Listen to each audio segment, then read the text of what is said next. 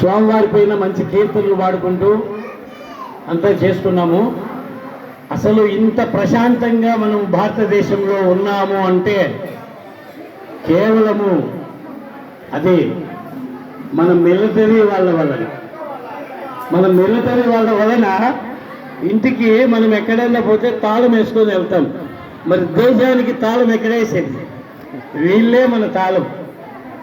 వీళ్ళు ప్రాణాలు ఒడ్డి ఏ ఉద్యోగమైనా సరే భారతదేశంలో కాదు ప్రపంచంలో ఏ ఉద్యోగం చేసినా కూడా సంసారం జరగడానికి డబ్బులు వస్తాయి.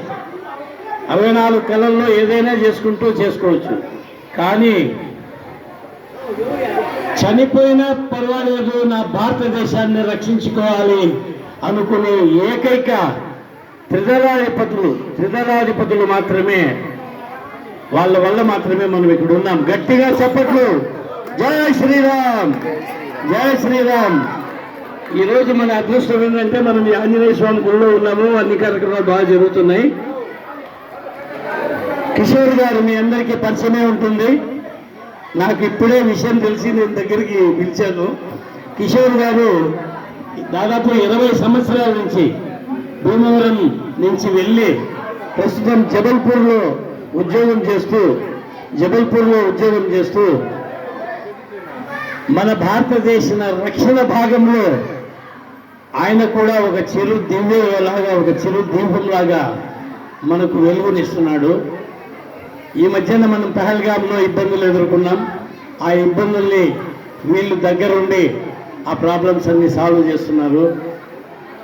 ఇది సమయం సందర్భం కాకపోయినా ఇటువంటి కిషోర్ గారు మనందరి మధ్యలో కూర్చున్నందుకు ఇంత దూరానికి. నేను మా ఊరికి వెళ్తే ఎవరో రాజశేఖర్ అంటే ఇంజనీరు మా ఫ్రెండ్ ఏదో మా కోసం ఒక చిన్న పాట పాడినాడు. ఇది దేశభక్తి గీతమే కాబట్టి వాళ్ళకు తెలుస్తుంది దేశభక్తి గీతమే. కొంచెం పాడి మీకు వినిపిస్తాను, బాగుంటుంది, వినండి. ఇన్ని కీర్తనలు, ఇన్ని భక్తి పాటలు మన స్వాముల వారికి భక్తుల కోసం పాడాము. మన దేశాన్ని రక్షిస్తున్న ఈ కిషోర్ లాంటి వాళ్ళ కోసము మీ అందరి ముందర ఒక పాటని ప్రదర్శన చేస్తున్నాం. జై హింద్,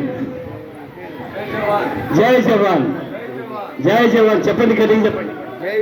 జై జవాన్, జై జవాన్, జై జవాన్, జై జవాన్, జై జవాన్. మన జవాన్లందరికీ సరిహద్దుల్లో మన దేశాన్ని కంటికి రెప్పలా కాపాడే జవాన్లందరికీ కూడా ఈ హనుమత్ జయంతి సందర్భంగా హనుమంతుని యొక్క అండా దండ ఎప్పుడు వాళ్ళందరికీ ఉండి వాళ్ళు క్షేమంగా ఉండాలి, మన దేశం కూడా క్షేమంగా ఉండాలని ఈ సందర్భంగా ఆంజనేయ స్వామి శ్రీరామ బంటు ఆంజనేయ స్వామిని మనసారా ప్రార్థిస్తూ వారికి మరొకసారి జై జవాన్, జై జవాన్, భారత్ మాతాకి, భారత్ మాతాకి జై శ్రీరామ్, జై శ్రీరామ్. ఈ పాటలో అర్థం ఏంటంటే ఈయన రంగం భీమవరం నుంచి అక్కడికి డ్యూటీకి వెళ్ళిపోతారు. కొంతమంది ఫ్యామిలీతో ఉంటారు, కొంతమంది ఫ్యామిలీతో ఉండరు. ఫ్యామిలీలు ఏమో ఇక్కడ ఉంటాయి. ఇక్కడ ఉన్న వాళ్ళకి అక్క ఉంటుంది, అమ్మ ఉంటుంది, అక్క ఉంటుంది, చెల్లెలు ఉంటుంది, భార్య ఉంటుంది, అన్నదమ్ములు ఉంటారు. వాళ్ళందరూ లెటర్ రాస్తున్నారంట, ఎప్పుడొస్తావు నాయనా ఇంటికి, ఎప్పుడొస్తావు నాయనా ఇంటికి అని. ఆ లెటర్ చూసుకొని ఎప్పుడు వెళ్ళాలి, లీవ్ ఏమో దొరకదు. యుద్ధంలో ఉన్నాం. ఈ యుద్ధంలో ఉన్నప్పుడు నేను ఎలా వెళ్ళేది అని ఎంత బాధగా ఉంటుందో వాళ్ళకి మనం అర్థం చేసుకోవాలి. కాబట్టి అలా అనుకుని ఎవరో ఒక ఆయన వెళ్తూ ఉంటే, నువ్వు ఇటు మా ఊరు వెళ్తున్నావు, మా ఫ్రెండ్కి చెప్పండి నేను బాగున్నానని. ఒక చిన్న సందులో మా ఇల్లు ఉంటుంది, అక్కడ మా అమ్మ ఉంటుంది, మా అమ్మకి పాదాభి వందనాలు చెప్పండి. మా భార్య కడుపుతో ఉంది, నేను క్షేమంగా ఉన్నానని చెప్పండి.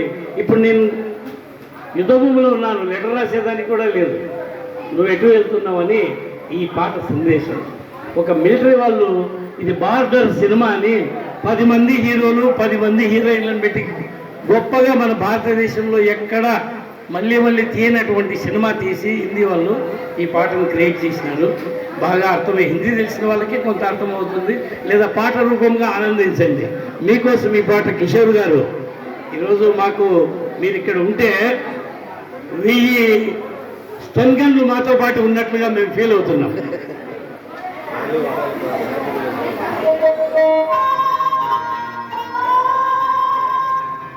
సార్ అట్లా ఉంది. అడ్డం ఉన్నది. దానికి అడ్డం ఉన్నది.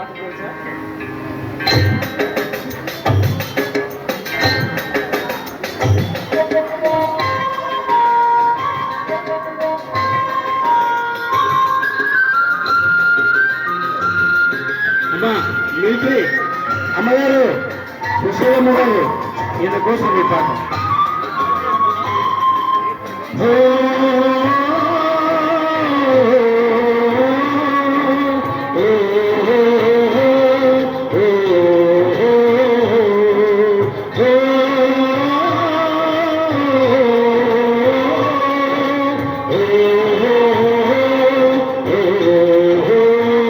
संदेशे आते हैं हमें तड़पाती है, जो चिट्ठी आती है वो पूछे जाती है कि घर कब आओगे, कि घर कब आओगे, तो कब आओगे, कि तुम भी मेरे घर सुना सुना है. संदेशे आते हैं हमें तड़पाते हैं, चिट्ठी आती है वो पूछे जाती है कि घर कब आओगे, कि घर कब आओगे, तो कब आओगे, कि तुम भी मेरे घर सुना सुना है. ఇంతవరకు నేను పాడింది మీకు అర్థం కాకుంటే చిన్న విషయంగా చెప్తా. లెటర్ వస్తూ ఉంది, ఎప్పుడు వస్తావు ఇంటికి, ఎప్పుడు వస్తావు ఇంటికి అని పాపం ఈయనకు లెటర్లు వెళ్తున్నాయి.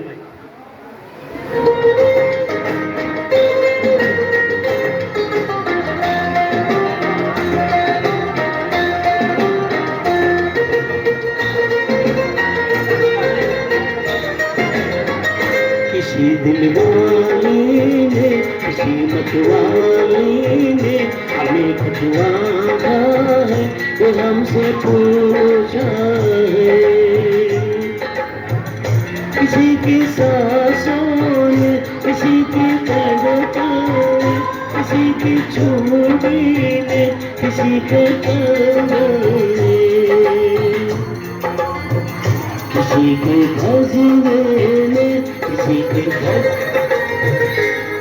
के गजरे में, किसी के गजरे में, रात की सुबहों में, चलती शामों में, अकेली रातों में, अधूरी बातों में, तरसती बाहों में, और पूछा तरसी निगाहों में कि घर कब आओगे, कि घर कब आओगे, लिखो कब आओगे, कि तुम भी मेरे दिल सुना सुना है.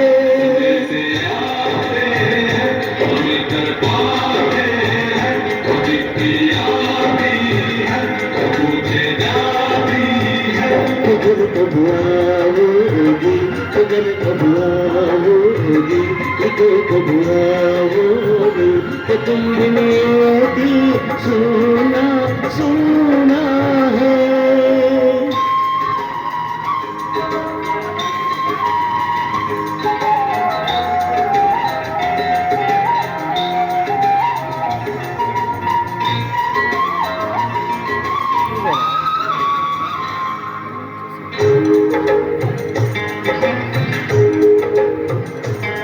भगवानों ने, हमारे यारों ने हमें लिखा है, कलम से पूछा है.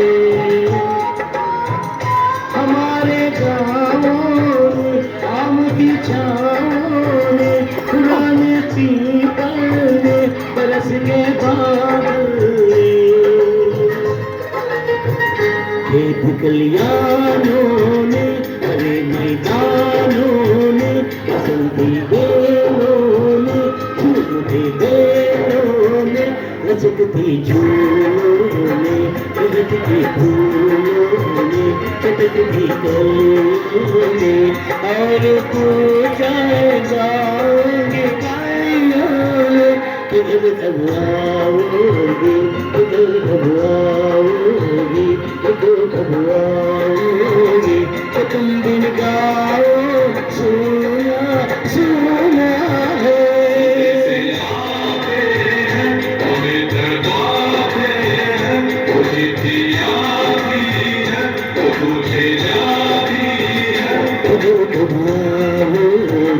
किधर कब आओगे, किधर कब आओगे, कि तुम बिन ये घर सुना सुना है। ओ,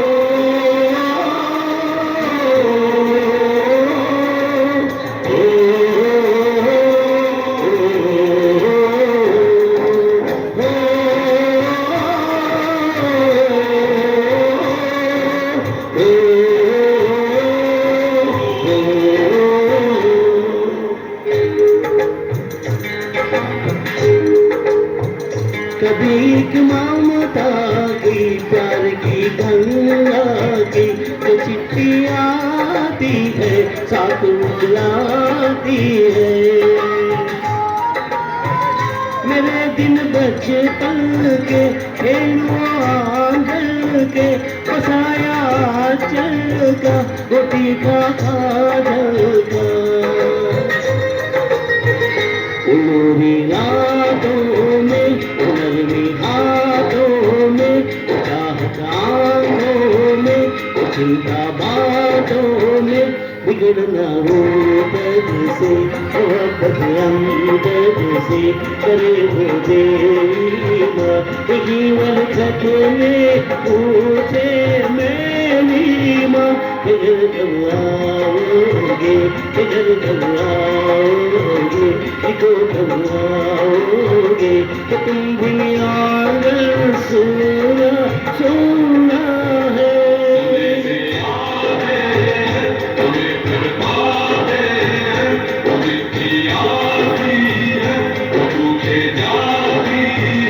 किधर कब आओगे, किधर कब आओगे, किधर कब आओगे, कि तुम भी मेरे सुना सुना है।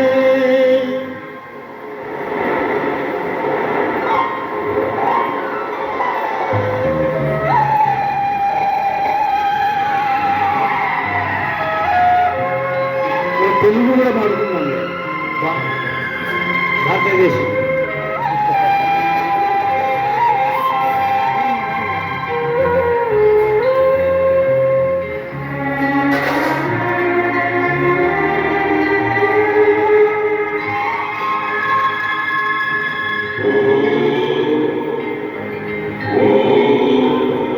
ये गुजरने वाली हवा बता मेरा इतना काम करेगी क्या। मेरे गाँव जा मेरे दोस्तों को सलाम दे। मेरे गाँव में है जो गली जहाँ रहती है मेरी दिलरुबा उस मेरे प्यार जाम दे, उस मेरे प्यार जाम दे। वही थोड़ी दूर है घर मेरा, मेरा घर में है मेरी बूढ़ी माँ। मेरी माँ के पैरों को छू के तू उसके पेट का नाम दे। ये गुजरने वाली हवा जरा मेरे दोस्तों मेरी दिलरुबा मेरी माँ को मेरा प्यार दे। भूल जाके तू ये प्यार दे।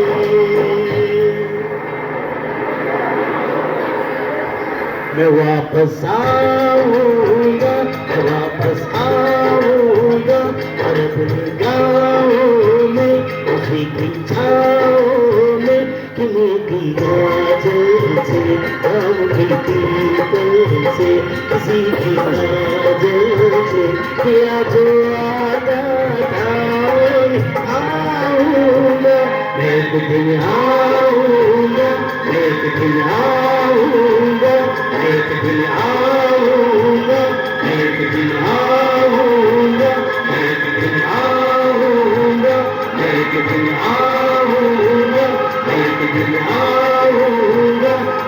दिन आऊंगा मैं एक दिन आऊंगा అంటే అమ్మకి చెప్తున్నాడు, బాధకి చెప్తున్నాడు, ఫ్రెండ్స్కి చెప్తున్నాడు. ఈ యుద్ధం పూర్తయిన తర్వాత